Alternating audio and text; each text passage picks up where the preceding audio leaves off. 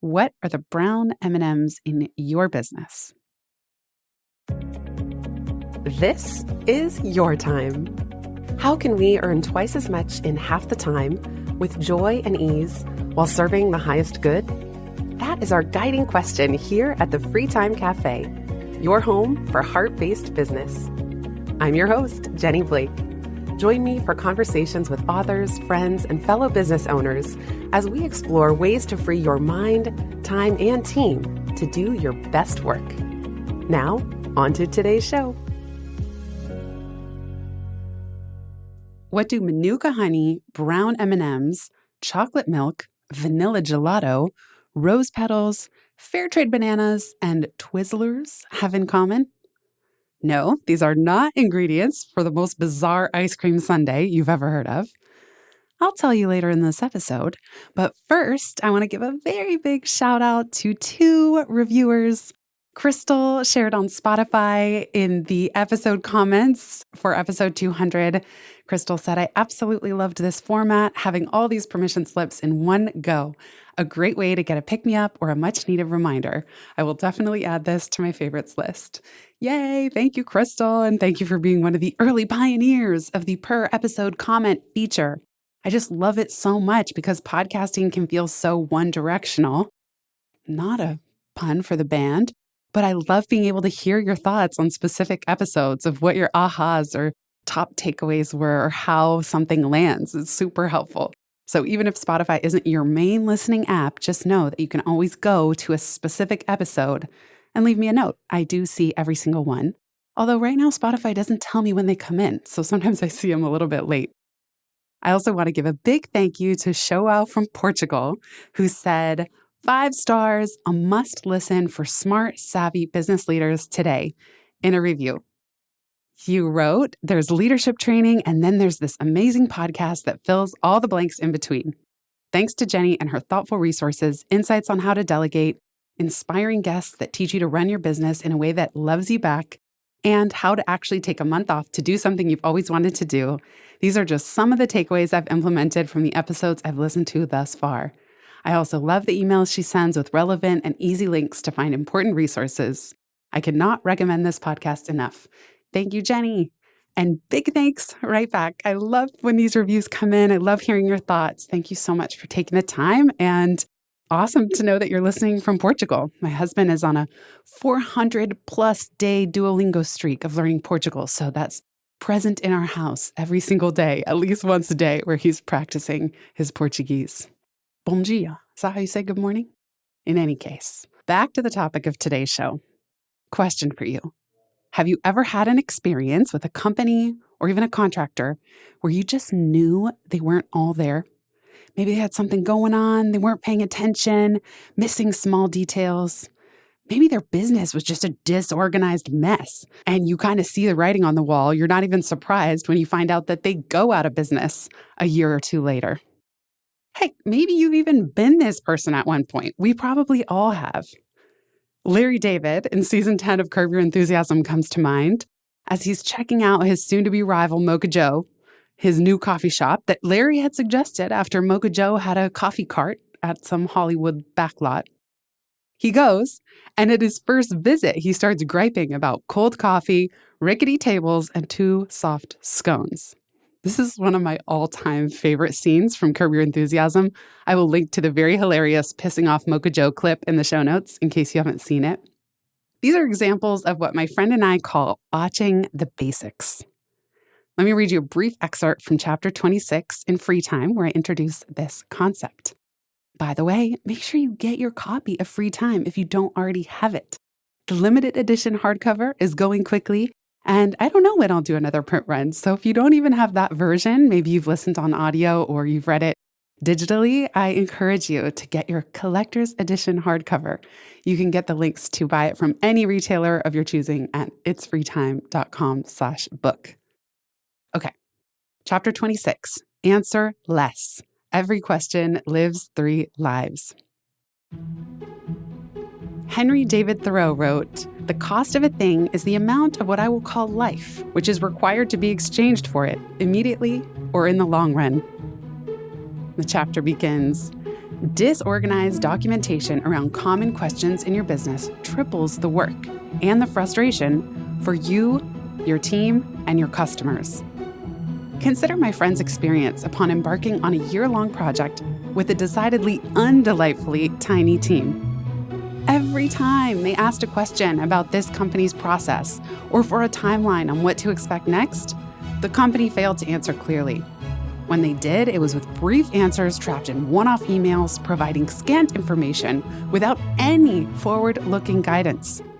This spawned dozens of clarifying follow-up questions for my friend to get the answers they needed. The team regularly missed delivery deadlines and the work quality was poor. Fed up on all sides, my friend escalated these collaboration challenges to the senior level leader who had promised the world before they signed on. Eventually, the company's team relented and sent a document with minimal details to outline next steps.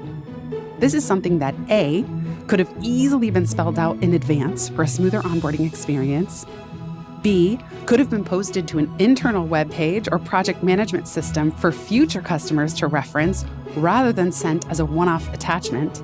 And C, should have already existed to save the company's team members from annoyance at repeatedly answering the same customer questions via one-off emails.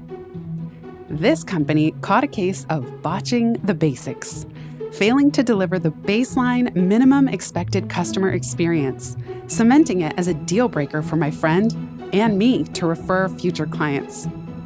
The company's team members are probably not much happier.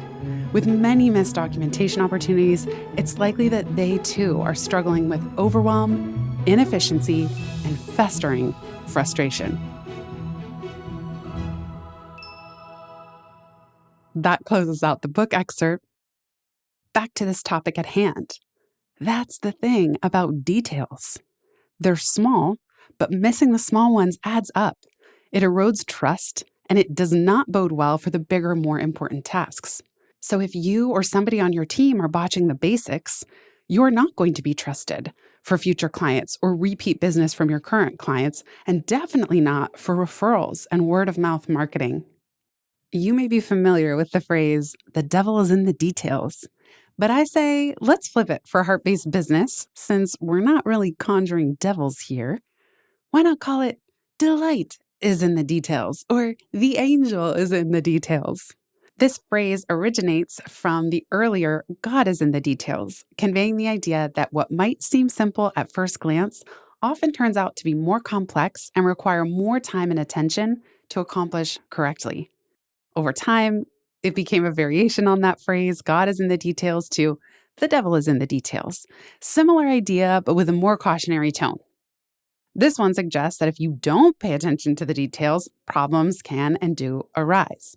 So the devil in this case is a metaphor for unexpected troubles or difficulties that might only become obvious to you when you look at those more nuanced aspects of your business, your process, how you work with customers and community. And now, hey, maybe we're going to bring in wave 3. Delight is in the details, because why not have some fun with this? John Wooden, who is called the Wizard of Westwood, he's a record-breaking, just renowned basketball coach from my alma mater, UCLA, go Bruins, was famous for his pyramid of success and super inspirational management techniques, starting first and foremost with how to put on your socks. He's quoted as saying, "I think it's the little things that really count. The first thing I would show our players at our first meeting was how to take a little extra time putting on their shoes and socks properly. The most important part of your equipment is your shoes and socks. You play on a hard floor, so you must have shoes that fit right. And you must not permit your socks to have wrinkles around the little toe, where you generally get blisters, or around the heels. It took just a few minutes, but I did show my players how I wanted them to do it. Hold up the sock, work it around the little toe area and the heel area so that there are no wrinkles. Smooth it out good. Then hold up the sock while you put the shoe on. And the shoe must be spread apart, not just pulled on the top laces. You tighten it up snugly by each eyelet. Then you tie it. And then you double tie it so it won't come undone. Because I don't want shoes coming untied during practice or during the game. I don't want that to happen. I'm sure that once I started teaching that many years ago, it did cut down on blisters. it definitely helped. But that's just a little detail that coaches must take advantage of, because it's the little details that make the big things come about. Just look at how nuanced he is in his description of something that most coaches would take as obvious. What, I'm not working with 5-year-olds, I'm working with college students. But that's what made John Wooden so famous and so notorious for not just the inspirational elements of the pyramid, like integrity and values and showing up and doing your best every day, but the tiniest details down to tightening up snugly by each eyelet on the shoe after you've put on the sock correctly. Can you imagine if our manager manuals for our businesses had this level of detail for new team members to learn from and implement? We'll be right back just after this. Before we continue this conversation, I'd like to give a very special shout out to the sponsor of today's episode, Inbox Done, a company that replies to your email and manages your calendar so you can get back to what matters most. When you enroll as a client, Inbox Done assigns not 1, but 2 dedicated human assistants to clone you. Now, this isn't AI we're talking about. These are 2 highly trained, highly vetted email management specialists who will custom build and operate a system to filter, reply to, and follow up on your emails with a goal of helping you reach Inbox Zero every day. Inbox Done hires native English speakers, primarily based in North America, and pay a fair wage. Now, having 2 assistants is important for redundancy because that means if one is out sick or they happen to leave, you're not up a creek having to start over from scratch. Part of managing email also includes tangential activities like social media replies, following up with leads so that you don't miss out on opportunities, and even other EA-related tasks that tend to come through email, like research, travel booking, planning events, and more. Just consider, how many hours did you already spend on email today? How many hours have you already spent on email this week? What would happen if it was someone else's job to reply to those emails for you? If you're a longtime listener, you know that email is one of my greatest sources of micro stress and micro guilt. Delegating email is often one of the most challenging parts of the business to outsource because it is so complex and varied, and because having a warm personal touch is important to us heart-based business owners. Thankfully, the Inbox Done team is here to help. They're offering a strategy session for free timers with one of their specialists to see if delegating email to their team could work for you. Visit inboxdone.com/freetime to book your discovery call today. That's inboxdone.com/freetime. I can't wait to hear what you do with your newfound free time. Now, back to today's show.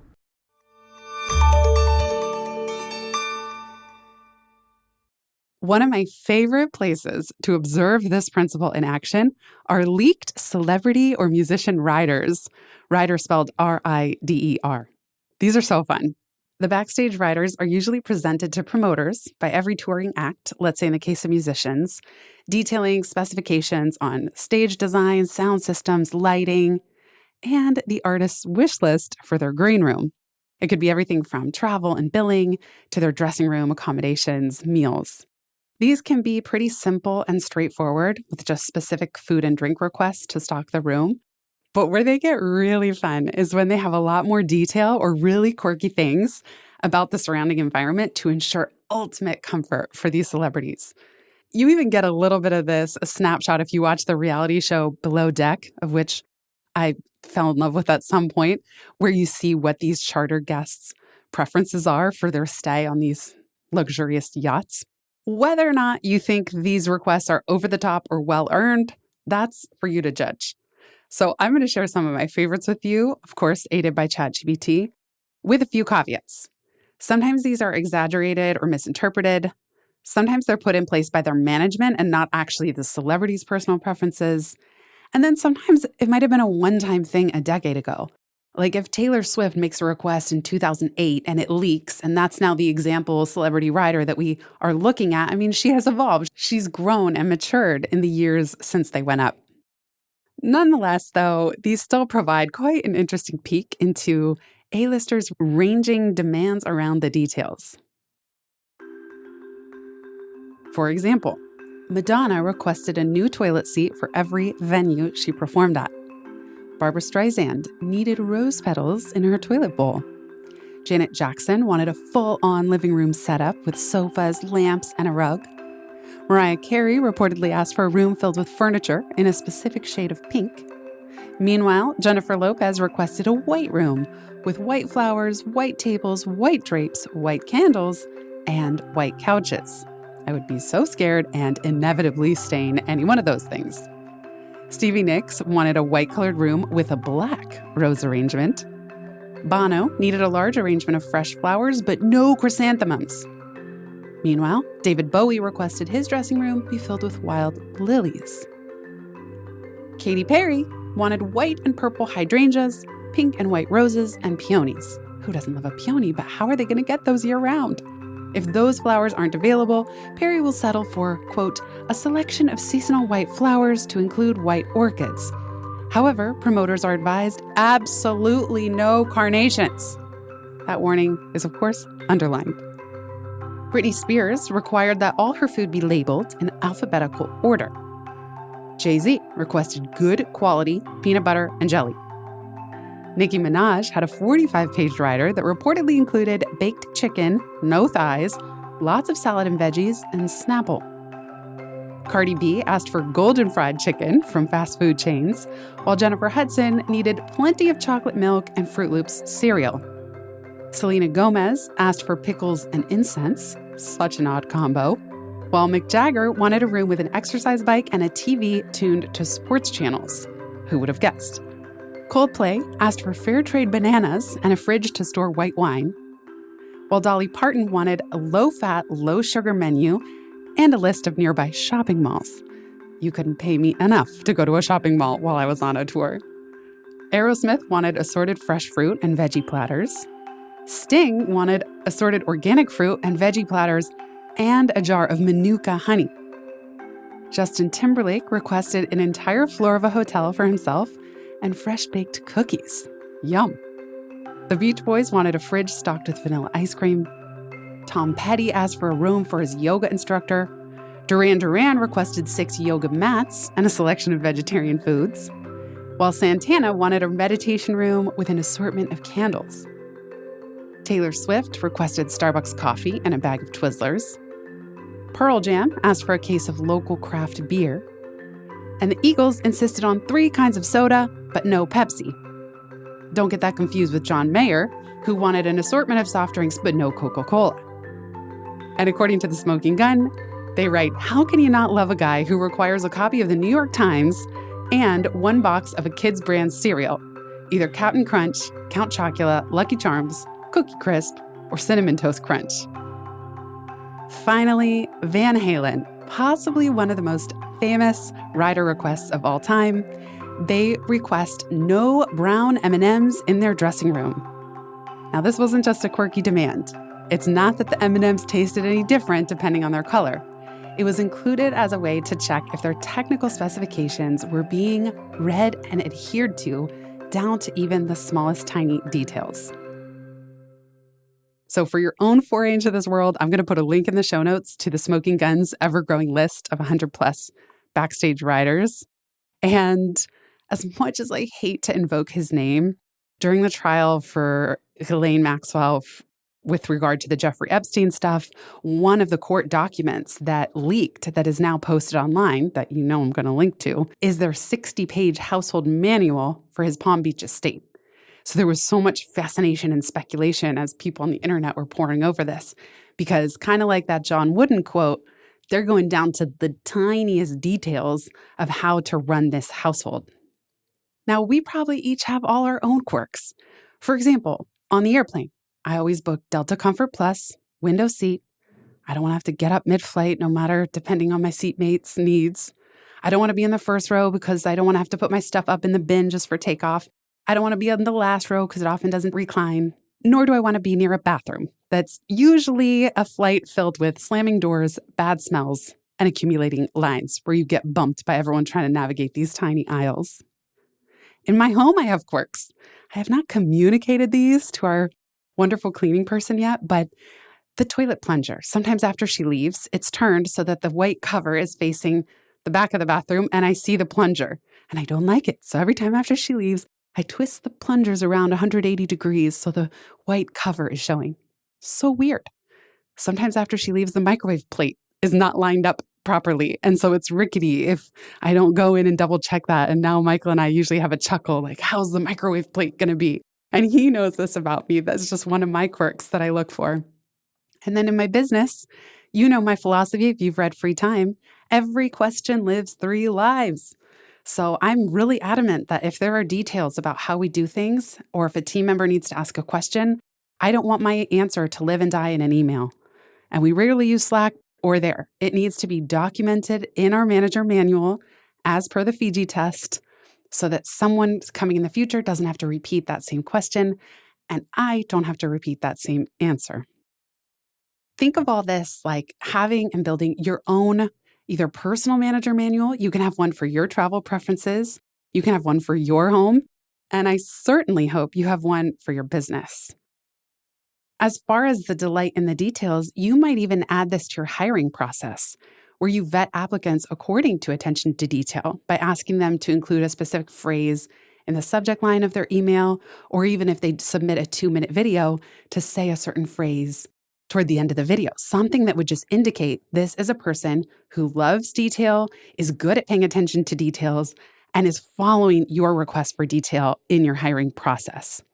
And I'll be the first to say, sometimes the visionary, the CEO of the business, is not detail-oriented. That's what makes some of us really good at imagining things and inventing new streams of income. For another fascinating take on a peek into the super rich kind of post-luxury market, I'm going to put a link in the show notes to an episode of the Really Rich podcast with Nicholas Crown. He interviewed this fascinating guy, Ray Flemings, and the title of the episode is Buying What Isn't for Sale, Post-Luxury and Kindness. You'll hear some really interesting 5 levels of how to work with super rich clients. Let's talk systems now. Start by adding sections to your manager manual if you don't already have them. This could be around home cleaning, including laundry how-tos, because we all have our particularities of how we like things done. You could include your travel plans like I do, how you want an assistant or somebody on your team to help, or maybe you like to do all your own booking, whatever's required on that front. And again, for the business, you got to have a manager manual in place. An externalized mind. Tiago Forte calls it a second brain. If you want a done-for-you dashboard, I encourage you to check out the Free Time Operations Dashboard. I have put years into learning how to do this and building it, and so I would love to save you the time. You can visit itsfreetime.com/dashboard. Now you know what Manuka honey, brown M&Ms, chocolate milk, vanilla gelato, rose petals, fair trade bananas, and Twizzlers have in common. It's a fun party trick for you to ask someone the next time you're at some conference or networking situation. But you might have noticed, again, that one is not like the others. The point of the brown M&Ms was not because they tasted different. It was so the band knew who was paying attention and who wasn't. What are the brown M&Ms in your business? You hereby have permission to be picky about the details and to be incredibly detail-oriented in your documentation. Bonus, I encourage you to create your own form of a celebrity rider. Imagine yourself as an A-list musician or A-list movie star. What are all the details that would go into creating a delightful experience for you when you travel? Let's say on the day of a big speaking engagement, maybe you do VIP days with clients and you want to roll out the red carpet for them and have all these delightful features leading up to an event, the day of the event, and following the event. Be really detail-oriented. I have friends who are very specific about this of if they do a 2-day on-site with a client, exactly how they set up. They stay in a hotel for 3 nights, even if it's in their home city. They might order fresh flowers, get a manicure, get a blowout. This is if you're one of the ladies. Men, be grateful that you don't have to do all these things. These don't need to go on your checklist necessarily, but just what would you want to put in place to ensure success, to ensure your comfort? And I encourage you to go a little wild with this. Figure out what your must-haves are, but then figure out your ultra delightful details. I can't wait to hear what you try around all this. Thank you so much for listening and have a beautiful rest of your day. If you've listened this far, you get a gold star. Thank you. Word of mouth is the most joyful way we can grow this show. and it helps us land interviews with the luminaries and insightful guests that you would most love to hear from. Please send this episode to a friend who might find it helpful. And for show notes and related links from this episode, visit itsfreetime.com. While you're there, make sure you're subscribed to the Time Well Spent newsletter. You'll get instant access to my tech toolkit, a continually updated list of all the software I use, along with the total monthly spend to run my business, where no one works full-time, even me. Visit itsfreetime.com/join. Remember, you are running the show. It's time for radical reimagining, and everything is up for grabs. Let it be easy, let it be fun, and build with love.